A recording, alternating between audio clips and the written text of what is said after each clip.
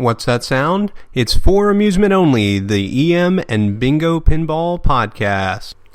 Welcome back to For Amusement Only. This is Nick Baldridge. Today's special treat is an email interview with Phil Hooper. Phil is the maintainer of bingo.cdyn.com, the internet's largest and only, really, repository for bingo schematics, manuals, photos, and technical information. I emailed Phil on April the 5th and received his responses. Question number 1. I asked Phil how old he was. He responded, "My hairline says somewhere in the mid-70s, but my driver's license says 51, so I'll have to go with that." Question 2. How long have you been playing pinball? Christmas time always meant a visit to family friends, which for us kids at the impossible age of 9 or so meant doing the obligatory "hi" and escaping to the basement where a pool table and Gottlieb Gaucho machine resided. Our dignified "you're up" and "rack 'em" was the only sounds heard for hours. There may have been occasional shouts from above about food, presents, or sun coming up and time to go, but those trivialities were ignored. In a moment of weakness, the owner of the pinball machine promised to hand it over when her son got married. Since he was in his 20s in the post-free love early 1970s, we were in with the chance, and when he did announce a fall from bachelorhood, me, shamelessly reminded his mother about her contractual obligations, and I became the owner of said Gaucho around the age of 13. With no coin door key, I had to learn how to break into it myself, and eventually fix the problems it had.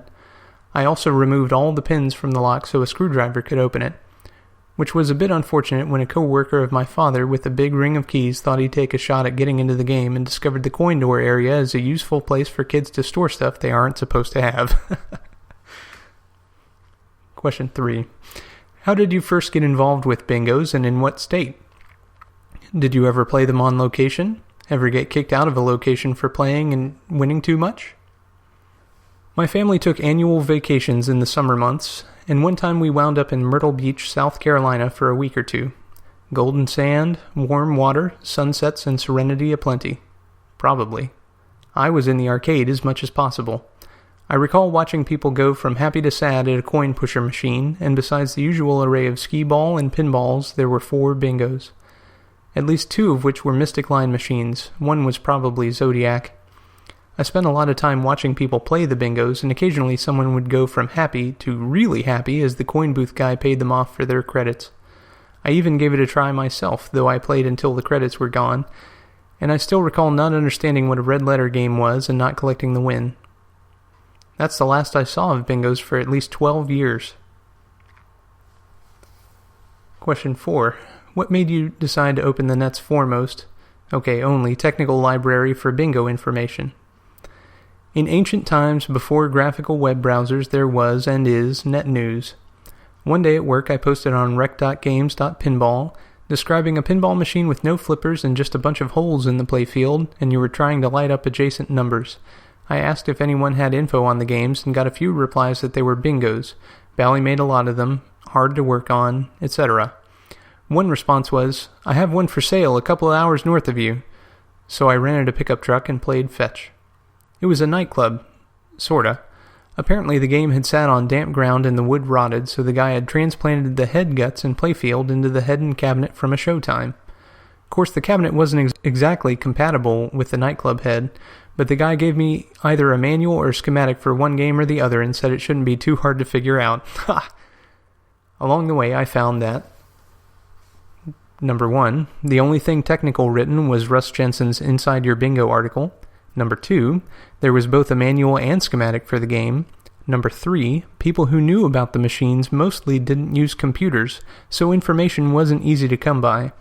And number 4, when an amusement company in a nearby city is aware of a company of the same name 150 miles away, because they, quote, accidentally get their mail occasionally, and thinks maybe that company has some bingo machines, but they aren't sure because they exited the bingo business years ago when the court ordered them to destroy their machines, don't be surprised when you make the 150-mile trip and find machines with the local city tax stamp on them. Getting the nightclub to work meant learning how to use the manual and schematic, how to deal with cloth wires that mostly look the same shade of grime, and where to find parts. I even wound up going to Canada for some back glasses. That supplier was later convicted of running gambling devices and their inventory destroyed. A couple years later, I did a contract job for Sun Microsystems building a trade show giveaway CD of the new graphical web browser Mosaic, web server, etc., and was the software guy behind Sun's first website. Having the infrastructure part figured out, it was just one small step to cranking up my own website and start dumping onto it everything I'd learned about bingos and how to fix them. Dumping may be too nice a way of phrasing the resulting mess. Question 5. Is there anything you still need for any machine that perhaps my listeners might be able to send? If I was less lazy, there'd be a big button or link that says Stuff Needed on the site. There's more or less a summary page here. bingo.cdyn.com/paper/paperlist.html. That has various table cells with a yellow background. That means one of: Number 1, need a better quality manual or schematic to scan. Number 2, need scans or high-res pictures of the score instruction cards. Or number 3, need the manual and or schematic. In addition, I'd like to fill in the missing United manuals, schematics, or score and instruction cards. I need to borrow the manuals or schematics so I can scan, and ideally the score instruction cards, but those are a hassle to remove, so a high-res pic is good enough to make repros from. Of course, if anyone has a real manual for Bally Galaxy, I'd love to scan it. If people are bored, I try and con them into taking high-res pics of the insides of their machines. The goal is pictures you can zoom in and read labels on units. Makes it easier when people have problems to be more specific about where certain things are that they need to look at. Question number 6. What is your favorite bingo? The one I kept until last was Surf Club. I liked the ball return feature. United Caravan would have been in the running, but someone wanted that a few years earlier and I sold it before I got bored with it. Possibly the only one I regretted selling. When I was going to sell the house and go walkabout, I sold all the bingos, and eventually the parts and most paperwork. All I have left is some obscure paperwork I haven't scanned yet and a Bally 929 Bingo Continental slot machine.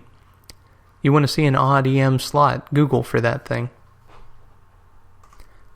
I have Googled it, and I will say that is quite odd. There's a bingo card on the score glass, and what amounts to a very in-depth score and instruction card as the glass on that slot machine.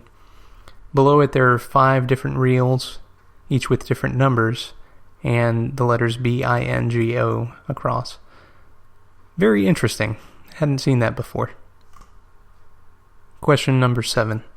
This may be answered above, but what is your favorite bingo feature? Probably Futurity from Bikini/Lido.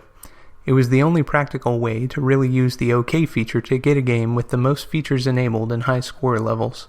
A golden gate with Futurity and ball return would be ideal for me. Question 8. What is the most fun that you have had as an owner of machines, repairing, documenting, or playing? I mostly enjoyed figuring out how they worked, and the easiest way to do that was to get at least one of every major type of machine running. My attention span is too short to play them for a long time, unless there's a bit of a wager riding on it. Question number 9. Do you prefer wood rail or metal rail bingos in general? No great preference, but when I pop into a show or the Pacific Pinball Museum, I usually spend the most time on old wood rails with sequence goals, needing to hit numbered bumpers/targets in order. I also like drop target games. Question 10. What is your favorite non-bingo pinball or EM machine? I had a Safecracker which I bought new in box on closeout. I liked the board game. It reduced the boredom factor a bit. Also had an Acme Roulette, a Bally Target Practice Bat game, and a Mills Horsehead bonus slot which I kept for years, mostly as piggy banks. When I finally wheeled a sack of coins to a casino, those machines had accumulated over $2,500. not including the cut I gave to the coin cage guy for a down payment on his hernia surgery. Question 11. Is there anything you'd like to tell folks that are new to the bingo hobby? It'll take a while to get familiar with the guts of the machine.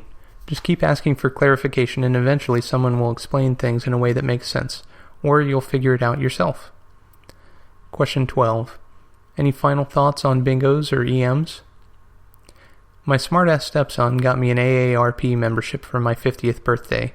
He has since learned that I consider that a license to ramble interminably if given an open-ended question. Proceed at your own risk.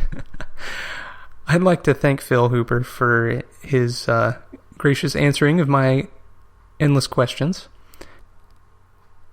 Thank you for listening. This has been For Amusement Only. My name again is Nick Baldridge.